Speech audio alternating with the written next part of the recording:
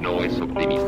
Y deja la solución del problema a las fuerzas progresivas De la sociedad, la gran ciudad moderna. No es excepción a esta regla universal.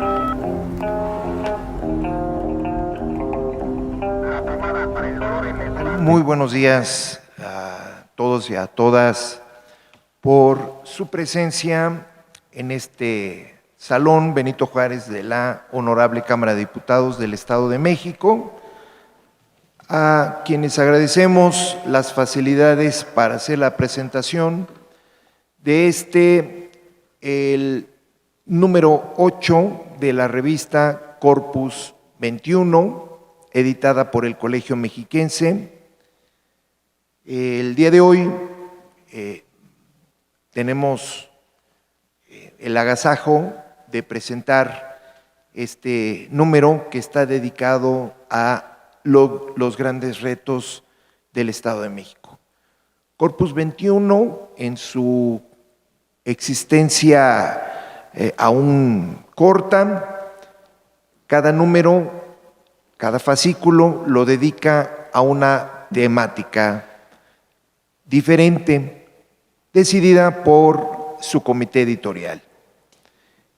Es en este sentido que se abrió la convocatoria para recibir manuscritos que aborden problemáticas, retos, desafíos de nuestra entidad, el Estado de México.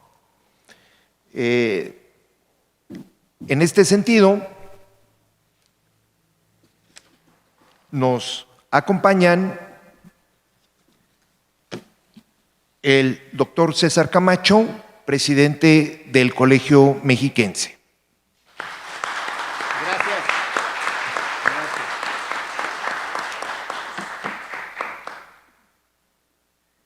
El doctor Alfonso Iracheta Cenecorta, autor de uno de los artículos de este fascículo.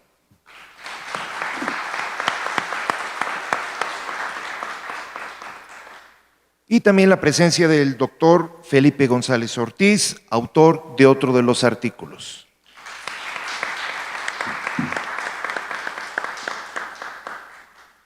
Tenemos asimismo la intervención del maestro Arturo Huicolchea Alanís, que hará algunos comentarios con respecto a nuestro volumen.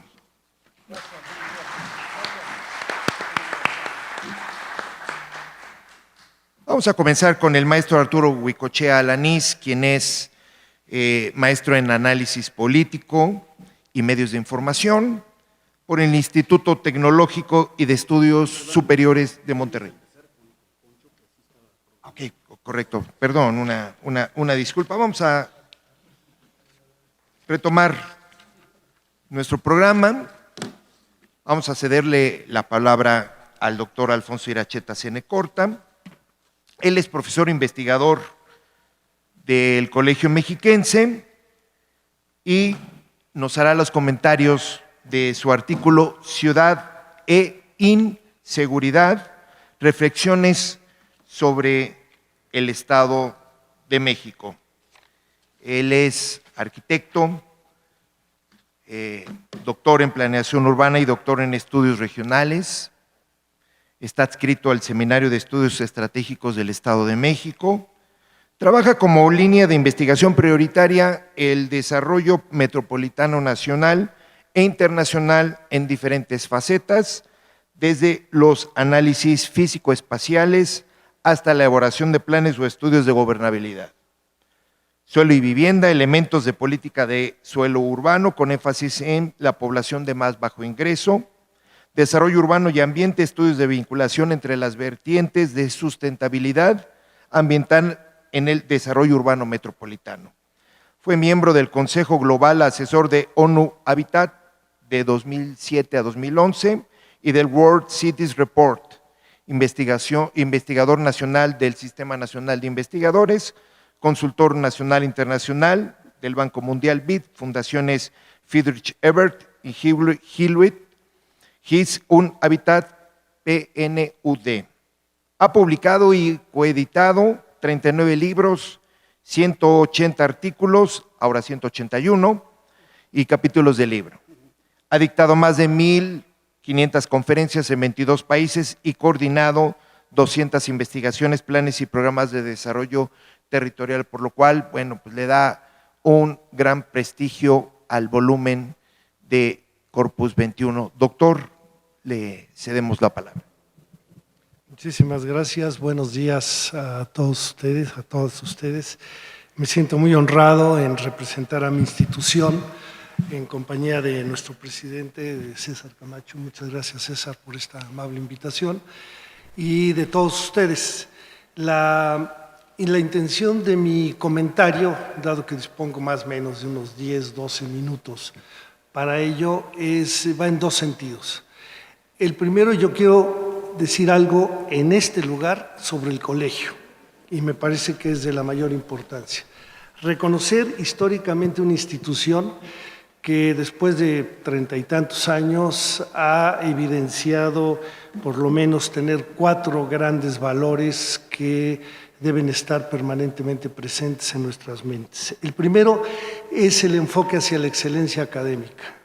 El colegio, si algo ha luchado desde sus orígenes, es que puede mostrar a través de su programa editorial, a través de sus cursos, sus conferencias, etcétera, que es una institución de muy alta calidad académica, parte de la red, grupo de colegios que nació con el Colegio de México por allá, por los años 40.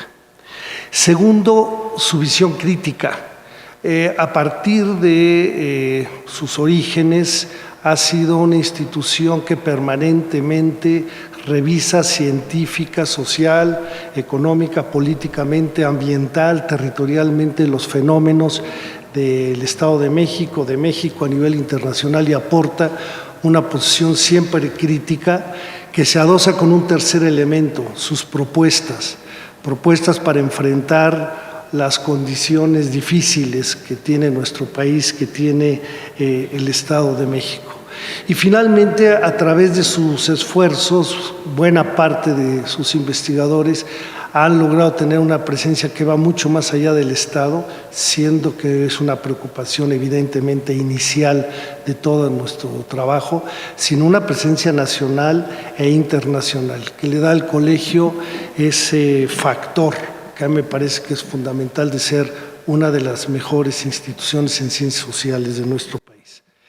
El segundo tema tiene que ver con la revista y tiene que ver con el artículo que me solicitaron y se refiere a los retos del Estado de México, en particular el reto, como lo titulé, de la seguridad del Estado de México. Es decir, nuestro Estado está enfrentando uno de los problemas más graves que tiene la nación mexicana en varios temas. Uno de ellos es la inseguridad. Pero la inseguridad es una consecuencia. La inseguridad no es en sí misma una causa de lo que estamos enfrentando. Es una consecuencia que, como trato de explicar en el texto, se asocia a diversas patologías que tienen que ver con la pobreza, con la desigualdad y otros temas que ya conocemos de memoria y que constantemente salen en prensa y se discuten en estas salas a nivel político. Pero hay un tema que a mí me preocupa porque no es adecuada ni suficientemente tratado, que es la relación entre la espacialidad, es decir, la intensa concentración de población, de actividad económica en las ciudades, siendo el Estado de México el más urbanizado del país, probablemente después de la Ciudad de México y de Nuevo León, que lo concentra todo en Monterrey y su zona metropolitana. Pero el Estado de México presenta una serie de dicotomías que debemos considerar. La primera es que es uno dentro de dos visiones muy diferentes. Uno que podríamos territorialmente ubicar en el Valle de México y otro ubicar en la zona poniente, con sede en la ciudad de Toluca, su zona metropolitana, que nos plantea una serie de diferencias y de problemas que no han sido suficientemente atendidos. Esto me llevó a analizar y estudiar por muchos años la preocupación de la espacialidad, hasta dónde como se estudió en los años 70 y las críticas y los grandes pensadores de la época nunca consideraron a la ciudad como un objeto de estudio más allá de lo que se veía, lo que se palpaba por las consecuencias de la urbanización. Y mi argumento es que la ciudad es el sujeto ahora de estudio para buena parte de los problemas sociales, económicos que enfrenta el mundo, pero muy particularmente países de la región más urbanizada del planeta, que es América Latina, y países con situaciones tan particulares como la mexicana, que tiene que ver no solamente con una sociedad compleja que se moderniza, sino con problemas ancestrales que se asocian con los pueblos originarios y que se asocian con problemas que parecía que no existen y que no los comentamos regularmente. El clasismo, por ejemplo, o las visiones individualistas que nos han llevado a tener una economía y una sociedad cada día más compleja y cada día más difícil de desarrollar. El tema entonces de la inseguridad tiene que ver no solamente con delitos. Si bien logré tener una información extraordinaria de la Secretaría de Seguridad, porque originalmente me invitaron a ser parte de la publicación de un libro que se llama Atlas de Seguridad del Estado de México para 2022. Tuve oportunidad de obtener información, como se denomina en la jerga de la técnica estadística, por puntos, es decir, cada delito reportado y consignado es un punto en una geografía determinada, en un municipio, en un barrio, en una colonia, en una esquina, en una calle, y estamos hablando de 1.300.000 delitos registrados de 2015 a 2022 por el gobierno del Estado. Obviamente representa aquello que es declarado, que es denunciado, y la cifra negra sabemos que se mueve en algunos lugares del país hasta en 80% o 85%. Por lo tanto, es un dato importante, pero no suficiente para entender el fenómeno del cual estamos hablando. Entonces, lo que hice fue intentar concentrar no solamente los datos y sus relaciones con las cuestiones de orden social, económica, cultural, que son las que tradicionalmente se estudian cuando se habla de inseguridad y cuando se habla de políticas de seguridad pública o seguridad comunitaria. Lo que traté de analizar es lo que denomino la espacialidad de la inseguridad, es decir, reconocer en primer lugar que prácticamente todos los delitos ocurren en algún lugar. Ahora los delitos cibernéticos nos pueden poner en un poquito de crisis en este sentido, pero el resto de los delitos ocurren en algún lugar, no hay la menor duda. Segundo, porque cada vez observamos que hay más delitos de orden territorial, espacial o ambiental, es decir, tienen que ver con cuestiones de transporte, de vivienda, de inseguridad local en los barrios, en las colonias, que empiezan a asociar a la ciudad como un espacio causal de delitos y no solamente como el espacio donde ocurren los delitos. Entonces, la pregunta que me hago y el análisis, inclusive después la causalidad, las propuestas, es cómo mostrar particularmente a los gobiernos, en este caso al gobierno de nuestro estado y a los gobiernos locales, que hay una necesaria visión de totalidad, de transversalidad entre el territorio y los fenómenos sociales que nos llevan a situaciones críticas como es la situación de la inseguridad.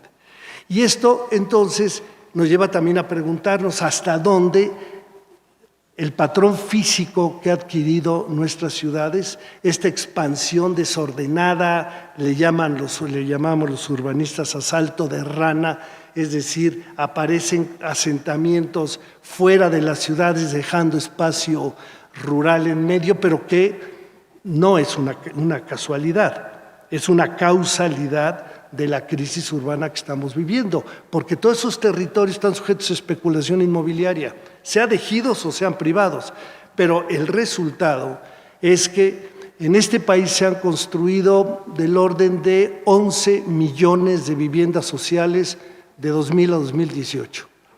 De estas 11 millones de viviendas sociales, el Estado de México capturó mucho más del 13%, más de 1 millón de viviendas. Y estas viviendas se construyeron donde se pudo, más bien donde el desarrollador decidió que se podía porque el precio de la tierra era barata. ¿Cuál es el resultado de esto? Y es uno de los factores que está aquí considerado, que son espacios que García Canclini había llamado no lugares, es decir, espacios donde no se construye ciudadanía, donde no hay tejido social. ¿Por qué? Porque se carece de todo lo público que necesitamos tener los ciudadanos para ser ciudadanos. Un debate que planteo acá es, nos hemos dado cuenta que pasamos más o menos 3/4 partes del tiempo de nuestra vida en lugares públicos. Desde un café, aunque sea privado, es un lugar público. Una escuela es un lugar público. La calle es un lugar público.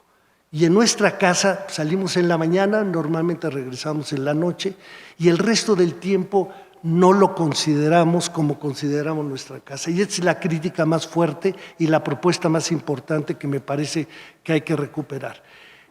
El espacio público es, con mayúsculas, con negritas, subrayado, es la ciudad. Y es ahí donde están sufriendo los ciudadanos el problema de la inseguridad. ¿Cómo resolverlo? Bueno, hay una cantidad de propuestas que lamentablemente nunca se toman en cuenta, pero que, y con esto voy a cerrar, me parece que podrían ayudar a mejorar la situación que enfrentamos. La primera es que el tema de la seguridad no se soluciona con la policía, por lo menos no solo con la policía. Se requiere repensar la relación que tiene la inteligencia policial, la acción policial y todo lo que sabemos que ocurre en ese mundo con relación al resto de los temas. ¿Hasta dónde hay un análisis de inteligencia que considere los propios lugares físicos de las ciudades como causales de delito? No como consecuencia.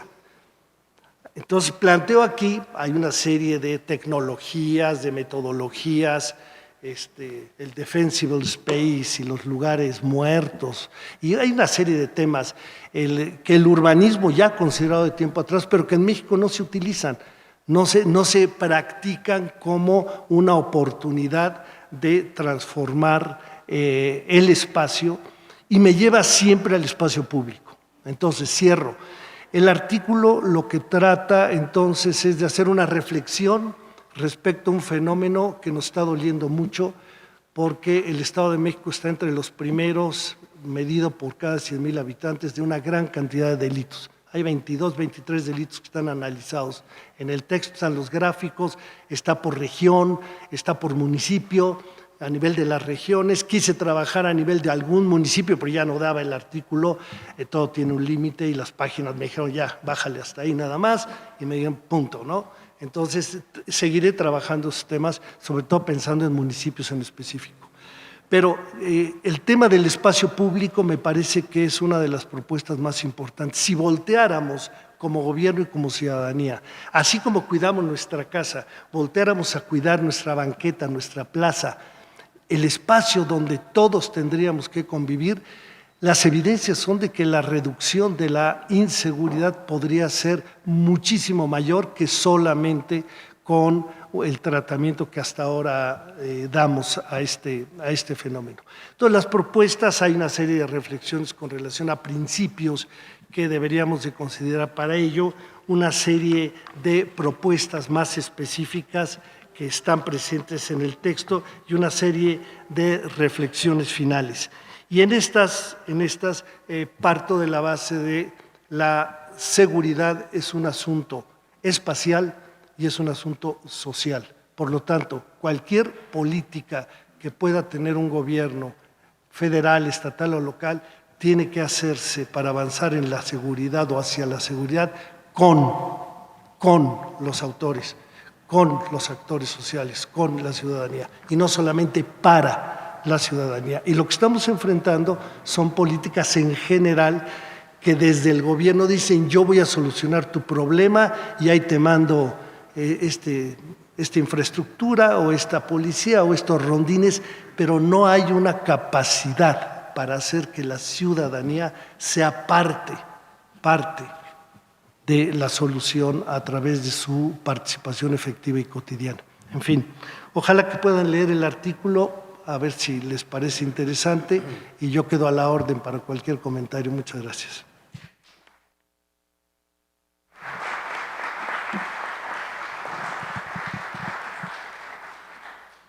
Muchas gracias, doctor.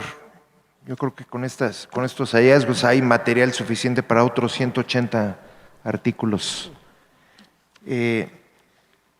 Una de las prácticas que se nos impone a los que editamos revistas científicas es no solo conceder la voz a los hallazgos de investigación de la casa editora, que en este caso es el Colegio Mexiquense, sino abrir el escenario para resultados de investigaciones originales en otros ámbitos académicos.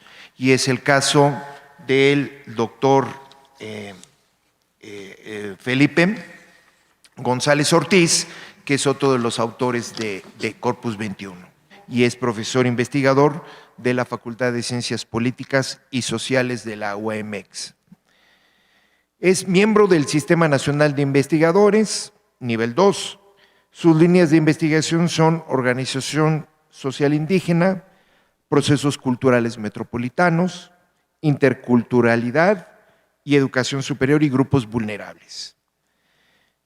Y él también ha publicado, entre sus publicaciones más recientes como autor está Fronteras Culturales en la Ciudad de Toluca, Asentamientos Humanos y Territorios Urbanos, publicado en Espacios Públicos de la UMX, El perfil del estudiante de la educación superior intercultural en México a 100 años de la raza cósmica, en la revista Ensayos Pedagógicos de San José de Costa Rica, y Niño Sicario, la opinión pública y la construcción del sujeto colectivo infantilizado en dique, de la Benemérita Universidad Autónoma de Puebla.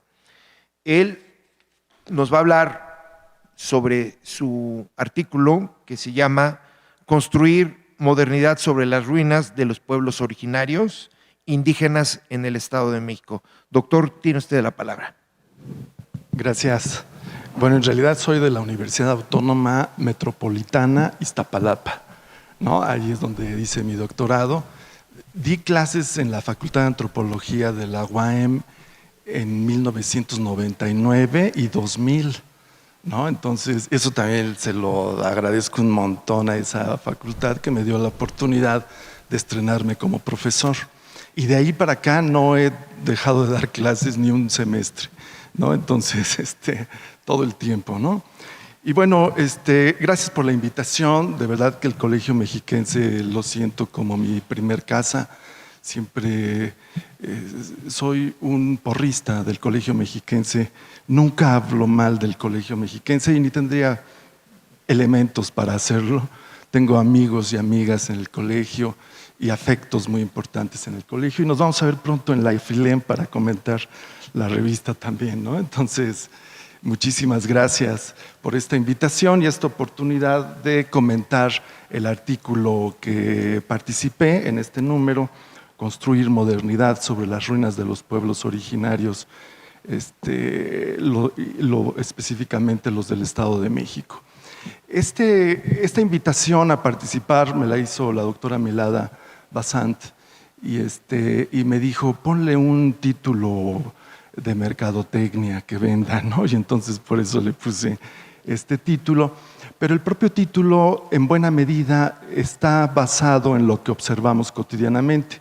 En ese momento yo estaba haciendo una investigación sobre las formas de habitar, residir de los distintos asentamientos humanos en el Valle de Toluca, es decir, cómo se generan las coordenadas espaciotemporales en el habitar, residir, es decir, en la casa y en el barrio, o como lo más inmediato a lo doméstico, y observaba que, por ejemplo, los pueblos originarios ahora son vecinos de unidades habitacionales de interés social, y eso rompe completamente la idea de una congruencia en el habitar-residir o en la formación cognitiva de los parámetros culturales de qué es este habitar o esta apropiación de las variables espaciotemporales. Y entonces escribí este libro un poco con esa idea, y bueno, ubicar que en México siempre la política, la relación del Estado con los pueblos originarios siempre ha sido compleja, porque en los pueblos originarios hay una intención completa por existir. Se puede decir incluso que la filosofía de vida de los pueblos originarios se funda más en el estar que en la posibilidad de ser o generar el proyecto del ser, que es muy occidental. Entonces el estar significa más una postura existencialista que no se debe traducir como si fueran pueblos pasivos ante las injerencias de lo que sucede. Al contrario, se complejiza la interacción del Estado con los pueblos originarios en la medida que las identidades culturales son maleables, no son estáticas. Siempre cuando en tiempos de paz la cultura indígena mantiene una posición de folclore, se mestiza incluso. Es una especie de pragmatismo cultural de simulación donde podemos transitar por la vida en esta idea del mestizo occidentalizado y ya integrado.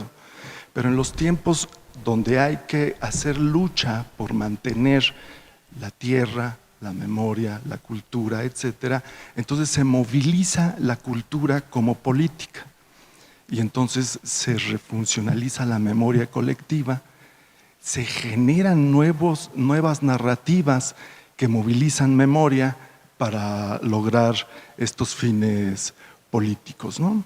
Y en ese sentido, uno observa claramente cómo la megalópoli del centro de México está asentada en un primer sedimento indígena, precortesiano, pero aquí se asentó. Estaba todo el Valle de México y el Valle de Toluca estaba lleno de asentamientos humanos antiguos, los altépetls, los altepemes antiguos ya existían. Y después se sedimenta la segunda ciudad, digamos, que es la ciudad colonial, ¿no? Esa ciudad que Vasconcelos comparaba con las ciudades de Estados Unidos para decir que eran las ciudades propias de este nuevo México que estaba por nacer y cuya política es el segundo impulso de construir modernidad sobre las ruinas de los pueblos, que es la configuración o la conformación a través de la educación de la raza cósmica, ¿no? De la raza de bronce, ¿no? Del mestizo hablante de español, ¿no? Del indígena que orienta sus proyectos productivos hacia el mercado, que era la aspiración de Manuel Gamio en el siglo XX, ¿no? Previo a esto está la evangelización. La pregunta de la evangelización es: ¿serán los pueblos indígenas seres humanos? ¿No? Y entonces la transformación es hacia el catolicismo, prueba irrefutable de que lo son o de que lo lograron ser. En el segundo planteamiento es la educación indígena, elemento que orienta las baterías hacia la castellanización como marcador fundamental de la ya no existencia de lo indio. Y en esa medida, pues, ha sido más o menos fructífero porque, en efecto, la cantidad de hablantes de las lenguas indígenas ha venido a la baja. Son 364 variantes lingüísticas en todo el país que las hablan apenas 7 millones de mexicanos. Uno se pregunta, ¿por qué tantas variantes de lenguas las hablan tan pocos? ¿No? Entonces esto es muy importante tenerlo presente, ¿no?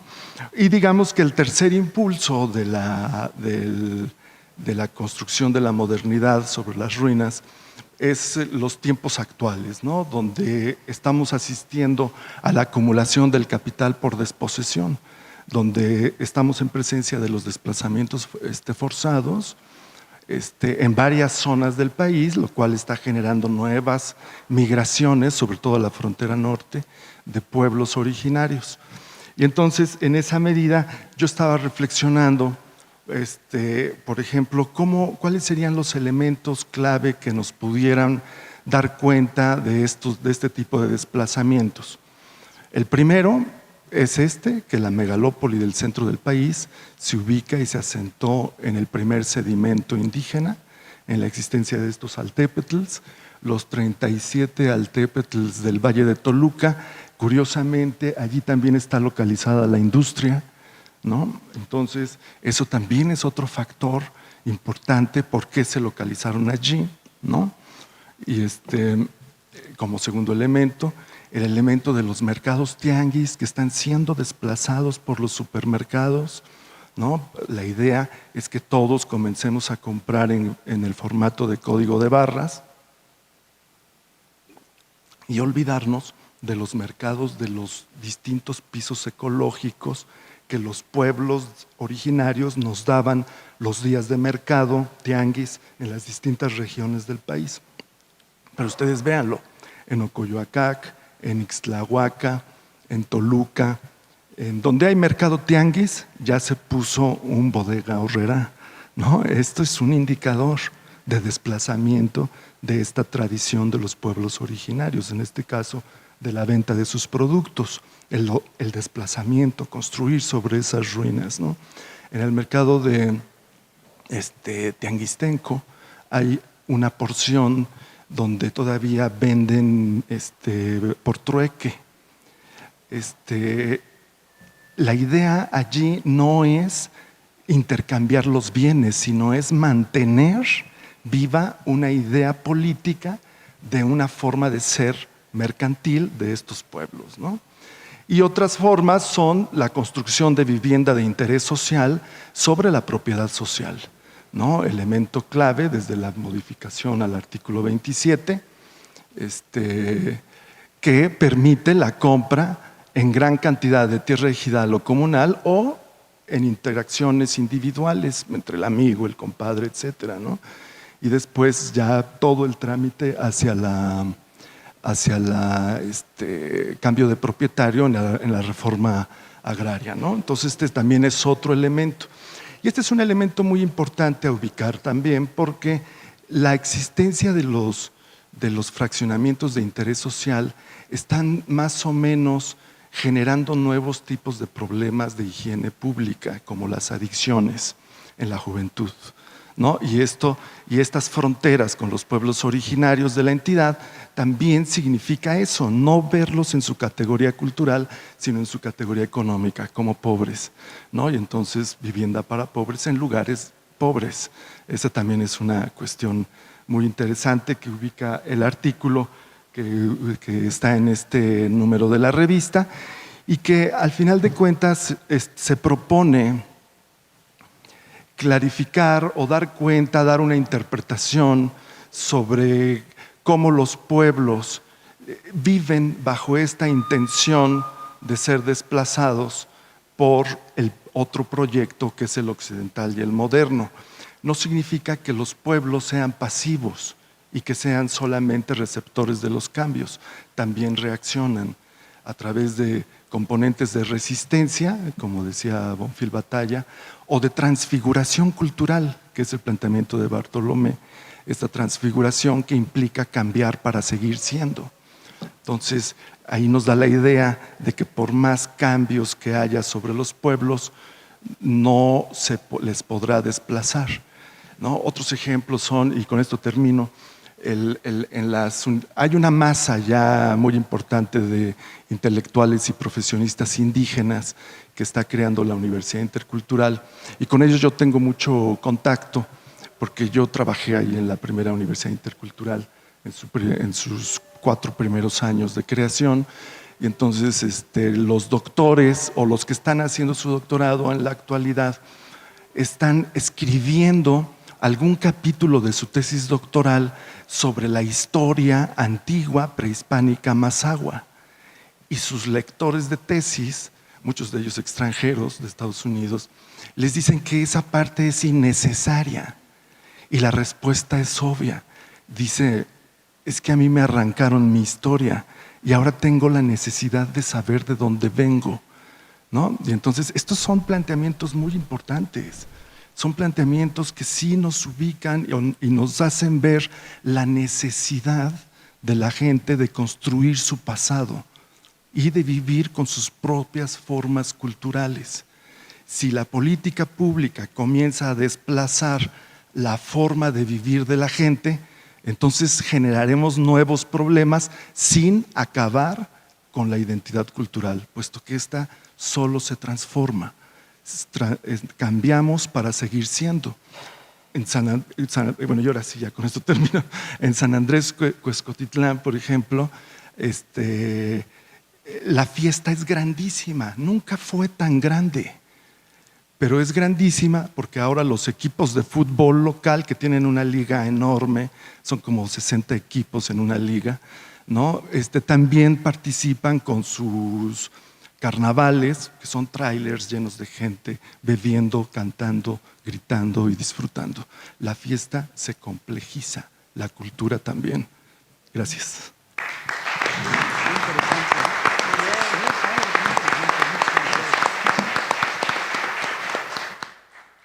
Muchas gracias, doctor Felipe.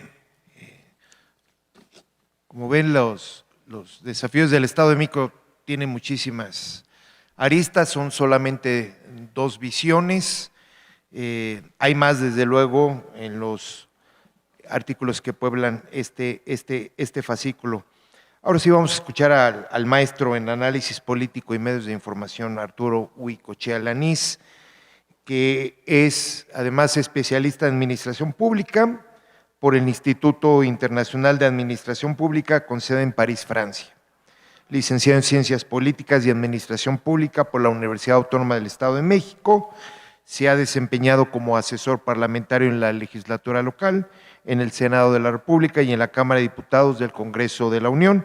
Fue diputado federal plurinominal y recientemente fue director general del Instituto de Políticas Públicas del Estado de México y sus municipios. Le cedemos la palabra, maestro. Gracias, muchas gracias a todas y a todos. Gracias al doctor César Camacho, felicidades a la institución, al Colegio Mexiquense y a la revista Corpus 21, que hoy vemos un ejemplar más de esta interesante publicación y que acabamos de constatarlo con las dos personas que me antecedieron en el uso de la palabra, artículos de extraordinaria actualidad y de extraordinaria necesidad en la época actual. La verdad es que estos dos artículos son una muy buena muestra del contenido de la revista, una revista que además me parece por demás pertinente y atinada en la coyuntura en la que estamos, los grandes retos del Estado de México, porque esos retos, siempre esta visión de reto nos habla de ver un poco hacia adelante, qué es lo que viene, qué es lo que la realidad nos está imponiendo como un desafío. Y eso de manera natural también nos lleva a reflexionar sobre dónde estamos, es decir, dónde estamos, hacia dónde vamos. Y insisto, me parece coyunturalmente muy importante, habida cuenta que estamos en una sede de los poderes públicos y que otro de ellos, el Ejecutivo, en cosa de un mes, creo exactamente, en un mes, estará habiendo renovación en la titularidad del Ejecutivo local, además con lo que todos sabemos, un cambio de un partido diferente al que ha gobernado históricamente esta entidad. Entonces, es un momento muy adecuado para reflexionar hasta dónde llegamos y avisorar, otear hacia adelante qué es lo que nos pueda venir. Así es que felicidades por el acertado planteamiento que está implícito en el título de la revista y como ya vimos en los problemas de actualidad que los expertos analizan en la misma. Yo diría que el Estado de México, particularmente en el último sexenio, en los últimos años, el gobierno que encabezó Alfredo del Mazo Maza, que encabeza, aún ahora es un gobierno resiliente. La resiliencia, como todos sabemos, es esa capacidad de las personas, pero también de las organizaciones, para enfrentar desafíos y salir fortalecido de estos desafíos. El gobernador del Mazo, a las pocas horas, a 72 horas después de haber tomado posesión de la gubernatura, ocurrió un sismo en el Estado de México, en el centro de la República, que por supuesto destrozó buena parte del sur del Estado de México. Quizá no fue tan notorio porque a diferencia del Estado de Morelos, que se concentró en una población y a diferencia de la zona sur de la Ciudad de México que se concentró en cierta región, en el Estado de México el daño fue geográficamente más disperso y más extenso. La atención mediática también se dispersó, pero el daño fue mayúsculo. Así es que podemos imaginar a un gobernante que seguramente apenas estaba preguntando dónde estaba el teléfono y cómo marcarle a la secretaria, tener con urgencia que responder y estar en comunicación con el área de protección civil, etcétera, etcétera, etcétera. Entonces, hubo que actuar con mucha resiliencia para atender eso. Y no acabábamos de resolver el tema del sismo, cuando unos meses después hay un proceso electoral que se convierte en un cisma. Es decir, un proceso electoral donde ese partido político al que él pertenece pierde la fuerza que tenía en esta legislatura y esto cambia la relación de fuerzas. Y esa legislatura, la anterior a la actual, el primer acto con el que inaugura su periodo legislativo es abrogando la ley del ICEMIM que se había aprobado, una ley que, dicho sea de paso, le iba a dar sanidad financiera a un instituto, proyecto que se canceló por una relación de fuerzas políticas. Entonces hay otro problema de carácter económico, así es que pasamos en menos de un año pasamos de un sismo geológico a un cisma político y a una crisis financiera en solo un año y con una atención mediática dispersa en muchísimos temas. Por si eso fuera poco, el 25 de enero de 2021 el INEGI publicó los resultados del último censo, el censo 2020. Y en ese censo resulta que el Estado de México se achicó, tenía 1.200.000 personas menos de las que todos pensábamos, lo cual implicó que el gobierno del Estado de México, los poderes públicos en el Estado de México, perdieran 5,000 millones de pesos de entrada en su presupuesto, dejaran de recibirlos por este corte. Así es que, aunado a todo lo anterior, crisis tras crisis tras crisis, un gobierno que de veras ha caminado por terreno muy empedrado. Para darnos una idea de los 5,000 millones de pesos, de la importancia que tienen, es la inversión total que este mismo gobierno hará durante los 6 años de su gestión en materia hidráulica. Eso lo dejó de perder a partir de 2020 cada año el Poder Ejecutivo del Estado. Así es que es un problema financiero muy importante. Y no se acababa de digerir aquello cuando inicia la pandemia COVID-19, que por supuesto impactó a todo el planeta. Así es que fueron 5 momentos, yo podría calificarlos, quizá parezca exagerado el adjetivo, cataclísmicos para una administración, suficientes para paralizar un gobierno. Y este gobierno, a pesar de todo, yo creo que habría que reconocerlo y analizar con cuidado lo que diré ahora, pero yo creo que este gobierno reaccionó con la resiliencia que se requiere y sin aspavientos, pues se puso a lo que no le quedaba de otra, se puso a chambear a tratar de cumplir la ley. Y no fue menor, me permitiré dar solo algunas cifras. Duplicó el transporte público de 54 a más de 120 kilómetros lineales de líneas de transporte público, particularmente en las zonas más complejas, donde están ocurriendo los fenómenos que acabamos de escuchar, tanto en materia de seguridad como en este proceso de transfiguración cultural. En Ecatepec, en Tlalnepantla, en Tultitlán, en Tecama, en Chicoloapan, justamente en esos lugares donde están ocurriendo estos fenómenos, es donde más se hizo la inversión pública en materia de transporte y de movilidad. Las autopistas del Estado de México pasaron de ser algo así como 380 kilómetros lineales a casi 500. El 98.5% de las viviendas de las viviendas en el Estado de México tienen agua. Eso no es un dato menor, sobre todo si escuchamos, con lo que acabamos de escuchar, el proceso de desarrollo urbano ha sido implacable a lo largo de todas estas décadas. Es casi la totalidad, repito la cifra, 98.5% de los hogares disponen de agua potable. Esa es la inversión que se logró hacer con los 5,000 millones de pesos que este gobierno dejó de recibir por el dato que el INEGI reportó. El Estado de México es el único del país donde crece la masa forestal. No deja de crecer. El año pasado, dice el gobernador, sembraron 80 millones de árboles.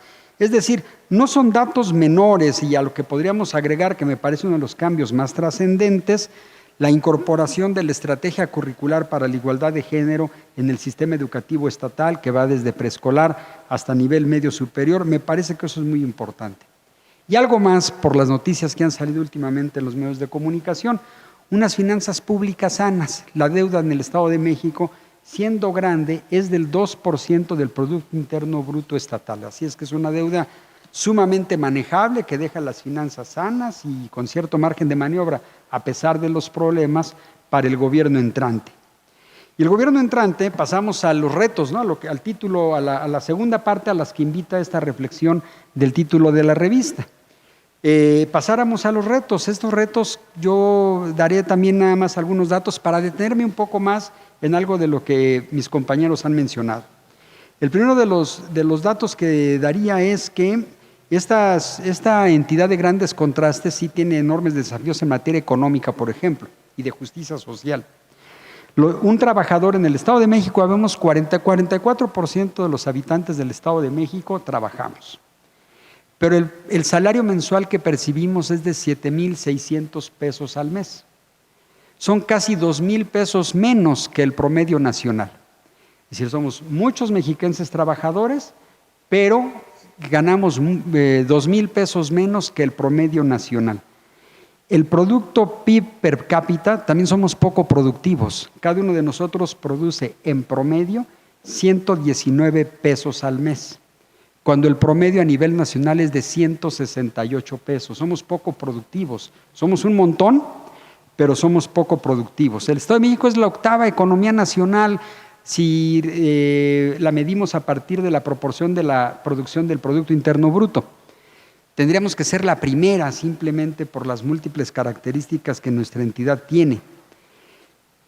Nosotros recabamos de nuestro Producto Interno Bruto el 0.7% procede de las actividades turísticas, por hablar de alguna actividad económica, cuando a nivel nacional es más del 2%. En fin, hay unos desafíos de toda naturaleza, pero el desafío me parece que con mayúsculas, como dijera el doctor Iracheta, es el desafío de la seguridad. En el Estado de México hay dos maneras de entender la seguridad. La oficial, la del Secretariado Ejecutivo del Sistema Nacional de Seguridad Pública, y la otra, que también es oficial, que es la que realiza el INEGI, a través de distintos procesos, fundamentalmente encuestas. Esta segunda dice que en el Estado de México solo el año pasado ocurrieron 5.7 millones de delitos, 5.7 millones de delitos en el Estado de México, solo en un año.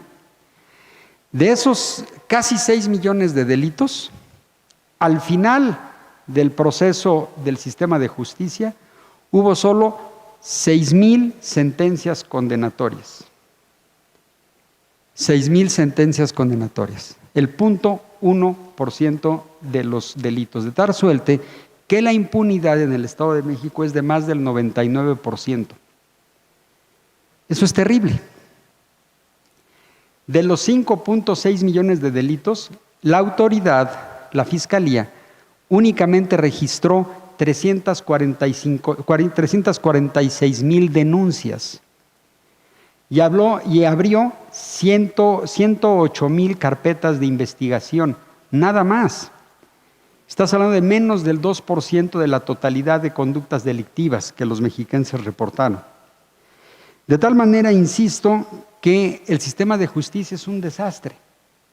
Y ahí está, me parece, el gran desafío que tiene el gobierno que está por iniciar, yo ampliaría, como bien dijo el doctor Iracheta, iniciando desde lo local, que tendrían los 125 ayuntamientos y el gobierno del Estado fundamentalmente, sin excluir, por supuesto, a las autoridades federales. Pero dicen los orientales que del tamaño de desafíos son las oportunidades.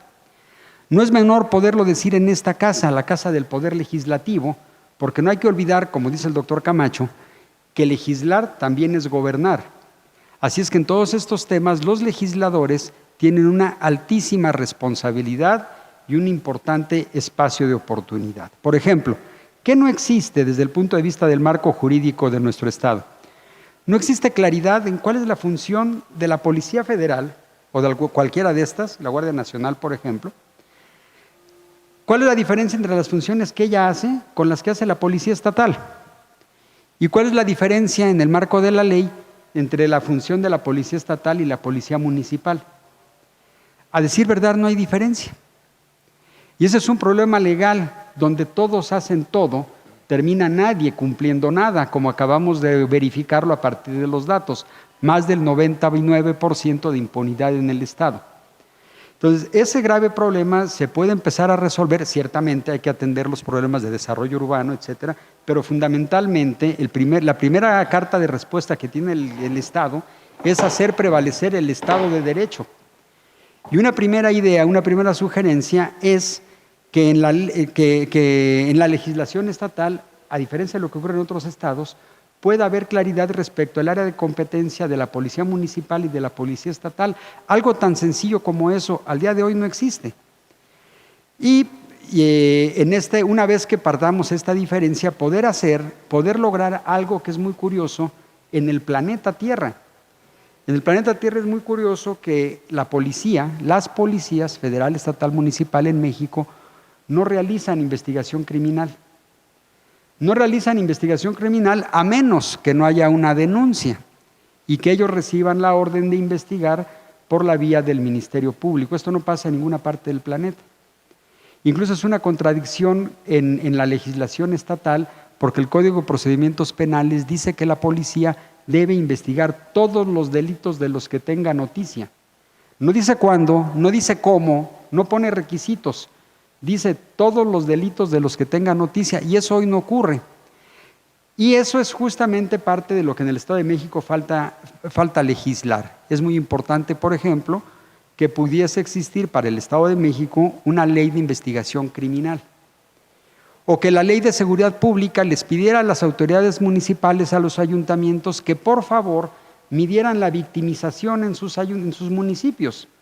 Si hoy le preguntáramos a un alcalde cuántos delincuentes cometen los delitos en su municipio, lo más probable es que no tengan la más remota idea. O si les preguntáramos cuáles son los objetivos criminales, así como vemos en las películas donde dicen se busca, es altamente probable que no tengan la más remota idea de qué es lo que están buscando y a quiénes están persiguiendo. Porque la policía no realiza oficialmente hablando investigación. Y sin embargo, si uno platicara con los policías municipales, y se puede hacer en cualquier momento, cuando uno platica con ellos, ellos saben perfectamente quiénes son los maleantes que están en la colonia cometiendo los delitos. Pero ellos no han recibido la orden o no tienen la investigación que los acredite o los fortalezca o les dé la fuerza jurídica y la certeza y la seguridad de que pueden ir a detener a alguien, porque lo más probable es que si lo hacen así de motu propio, esa persona, después de cumplir ciertas horas a través de un procedimiento muy acartonado que tenemos, pues va a volver a la calle a continuar trabajando como trabaja casi todos los días, con la desesperación de la gente que los va a ver nuevamente andar en la calle, y entonces ya no se va a arriesgar a denunciar, cosa que es lo que pasa ahora.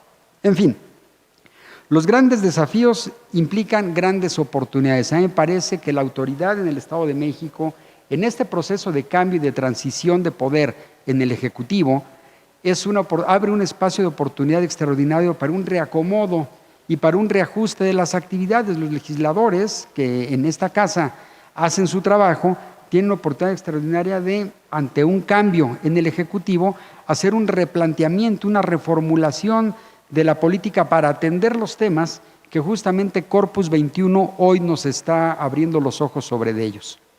El proceso al que se refería hace un momento el doctor Felipe González es sin duda contundente. Yo creo que todos, o al menos a mí me ocurrió mientras él daba la explicación, yo le podría poner nombre a las calles y a las personas que están viviendo ese proceso de integración cultural. O sea, ¿quién diría esto? Que 500 años después, y seguramente dentro de 500 más, estaremos obligados todavía a convivir al menos 2 culturas, quizá 3 culturas que se han venido mezclando y que yo creo que jamás acabarán de ser una sola y una nueva, pero que no hemos encontrado la manera en la que cada una de las 3 culturas pueda, como dijo el doctor, ser, no solo hacer, sino ser, tener el espacio y la libertad para hacer.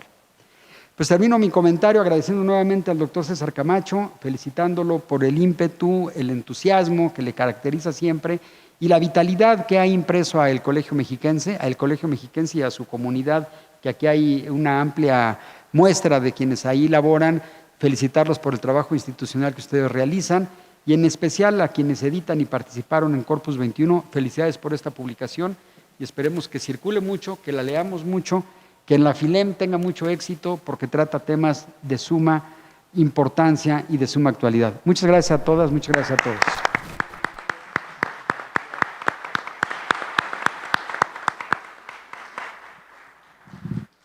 Muchas gracias, maestro Arturo Huicochea.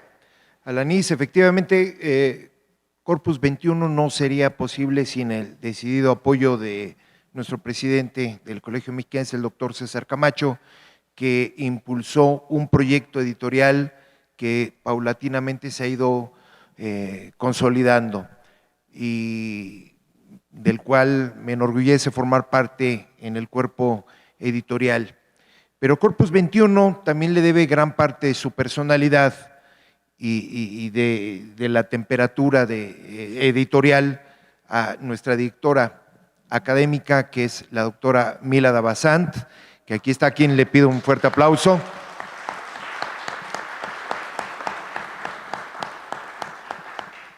Siempre lo hemos dicho, nosotros los editores trabajamos con los materiales que nos presentan y son de excelente manufactura. A ella le debemos justamente las plumas que aquí se difunden, y pues nosotros simplemente hacemos el trabajo operario con el apoyo de grandes asistentes como Blanca Arzate, Zaira Gutiérrez, Madeleine de Labra, que muy atinadamente nos hacen ver cuando los hilos están tensos o están flojitos, y ahí coordinamos Mélada y su servidor, ofrecerles un producto que finalmente tiene el objetivo de ser útil no solo para la comunidad académica y científica, sino para el público en general.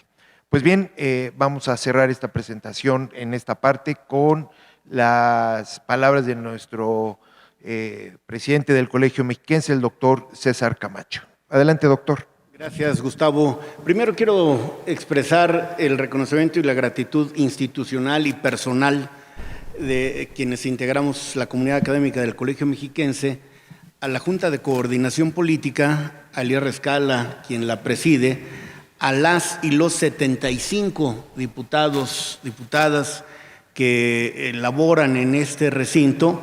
Quiero destacar la presencia del diputado Alfredo Quirós, mi diputado, el diputado de mi distrito, que nos hace el favor de acompañar solidariamente, y a quienes han desempeñado tareas apreciables, encomiables en este poder y en otros con quienes he tenido la fortuna de compartir una buena parte de mi trayecto en la administración pública y en la política. Pues bien, si el tema, la actividad de la que se trate es el Estado de México, no podría haber mejor lugar para desarrollar esta actividad que este sitio, porque este recinto de la democracia representativa lo es por voluntad de la totalidad de la ciudadanía mexiquense, incluidos quienes no votan, porque ese que se suele decir es una obligación, estrictamente es un derecho. Entonces cada quien lo ejerce como le viene en gana, como expresión de su libertad. Y en un estado como el nuestro, al que me referiré más abundantemente adelante, pues no podría haber un poder legislativo, primero, menor en tamaño. Esta es la legislatura local más grande del país, 75 integrantes, y diría más plural y diversa, como es el Estado de México, con sus más de 17 millones de personas que entre oriundos y avecindados, por nacimiento o por decisión vital, nos hemos convertido en mexiquenses. Y yo, que soy un convencido de la importancia de tener un robusto Estado de Derecho, que es no solo la condición sine qua non para una convivencia ordenada, pacífica, donde podamos desarrollar los principios elementales con los que nacemos las personas: la igualdad, la libertad, el derecho a la propiedad, la seguridad en el sentido más amplio. Creo que, y además ese Estado de Derecho es creador de instituciones, o las instituciones son propias, son inherentes a un Estado de Derecho, y las instituciones trascienden a las personas, y trascienden los mandatos, los trienios, los sexenios, y garantizan, como dije, una convivencia ordenada, y entendiendo que las leyes eventualmente también entran en obsolescencia. Si hubiera que cambiar la ley, hay que hacerlo en el marco de la ley, siempre en actitud respetuosa de los otros, y esto me parece que es un valor democrático que tenemos que apreciar y subrayar, porque esta generación, ustedes, nosotros, aún los más jóvenes, hemos sido protagonistas de un cambio cualitativo en la manera de relacionarnos en la sociedad mexicana contemporánea. Al otro, en términos latos, al otro en la sociedad, en la política, no solo hay que tolerarlo, hay que respetarlo, y mucho más, hay que contribuir en un clima de identificación de elementos en común, de construcción de espacios de neutralidad partidaria, porque siempre serán más las coincidencias que las diferencias, y porque lo que está como fin último es justamente el Estado de México. Pues bueno, la intención de robustecer a Corpus 21 es crear una revista libro, como yo le llamo. Parece más pequeño que un libro, la publicación, pero es mucho más que una revista convencional. Y la factura de su contenido es de extraordinaria calidad. Y esta es una buena oportunidad para darles las gracias a los articulistas, a los contribuyentes.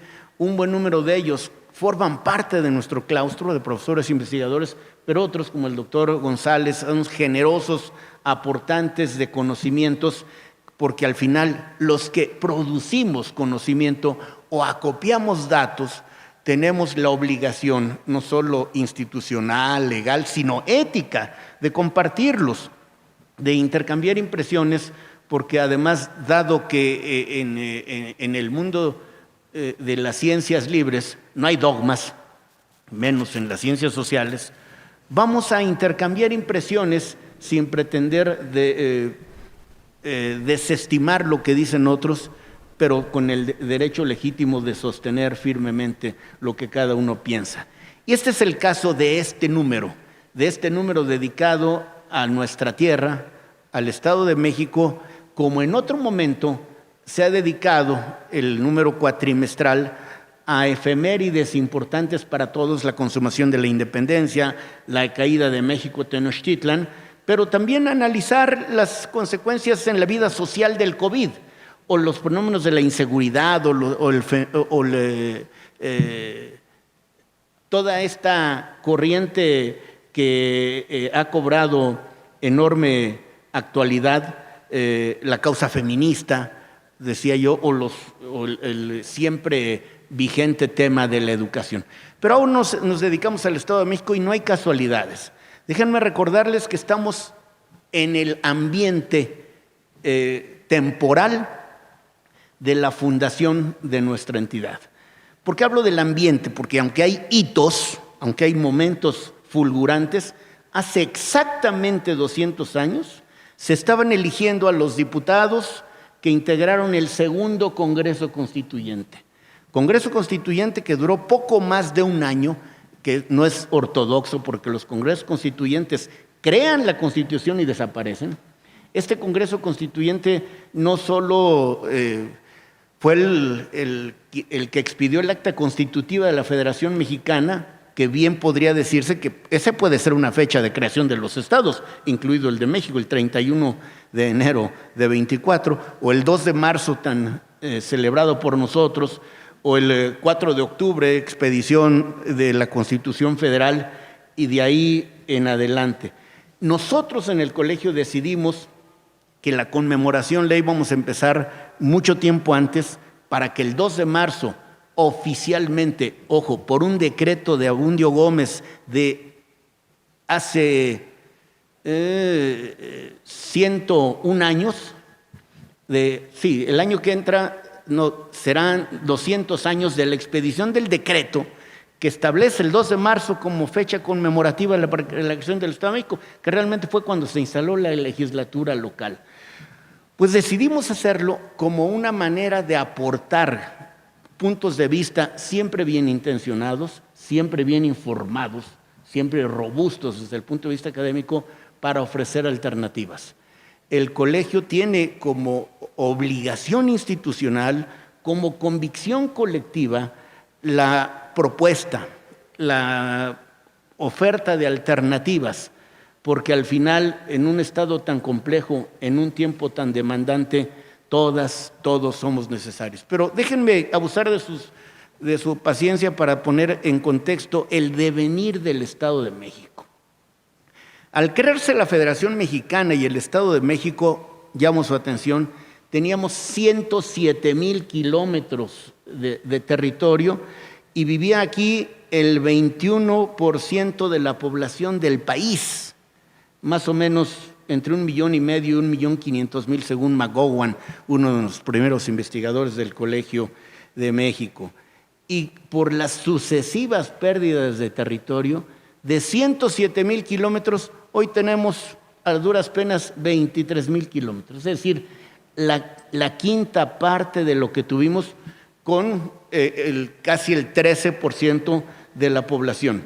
Fíjense, con una expresión que parecía más premonitoria o más visionaria, más aguda, crítica, el diputado poblano Mariano Barbabosa, después de las decisiones que afectaron al Estado, dijo en la tribuna: se teme o se envidia a México. Hablando de México, el Estado de México. Es decir, de esta tierra original nació Guerrero, Morelos, Hidalgo y por supuesto la Ciudad de México, nuestra primera y natural capital. Pues independientemente de todo ello, el Estado de México sigue siendo una entidad una entidad vanguardista, es bien sabido por todos, la más poblada del país, y yo diría que después de la Ciudad de México, la más cosmopolita. No solo habitan aquí los integrantes de los 5 pueblos originarios, sino gente de todas las etnias que hoy mismo viven en Valle de Chalco, Solidaridad, que en Nezahualcóyotl, que en Chicoloapan o en Nicolás Romero, en todos estos municipios que han atraído durante los últimos años a gente venida de todas las latitudes.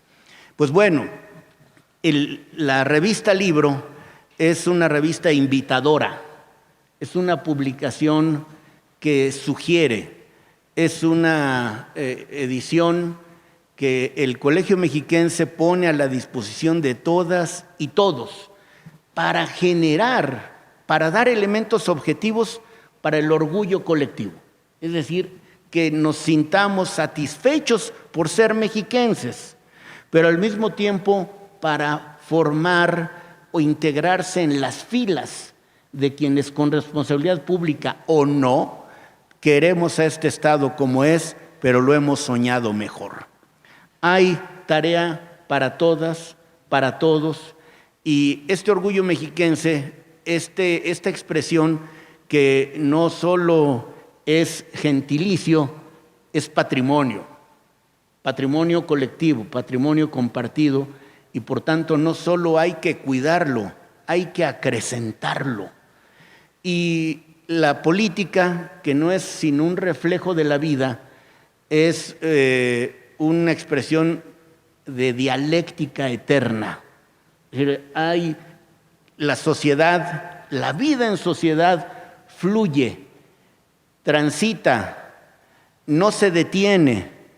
Por lo tanto, en cada episodio convencional, porque eso es lo que sucede, es convencional la integración del poder público, las elecciones, las responsabilidades de unos que van y vienen, tienen como denominador común una tierra que nos ha dado a quienes estamos entrañablemente vinculados a ella motivos, como dije, para el orgullo y la satisfacción por lo hecho, nos da hoy la oportunidad, nos invita, nos tiende un puente para preguntarnos tácitamente en dónde nos vamos a formar, en qué área nos vamos a integrar para hacerle frente a los retos, a los desafíos de hoy, que serán seguro los logros del mañana.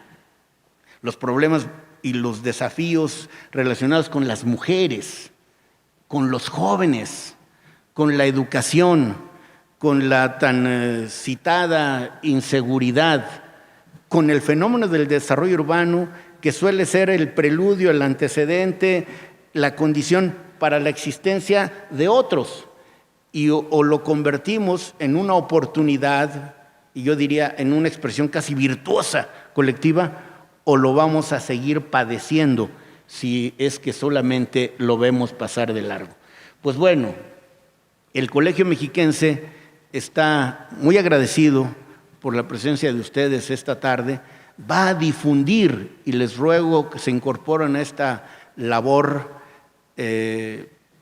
positiva, va a difundir lo que contiene Corpus 21, pero va a seguir en esta misma línea actitudinal, académica, para que sea el colegio una caja de resonancia, insisto, no solo de lo que fue, que es brillante y enorgullecedor, sino de lo que puede ser si todas, si todos nos integramos al reto de ahora mismo.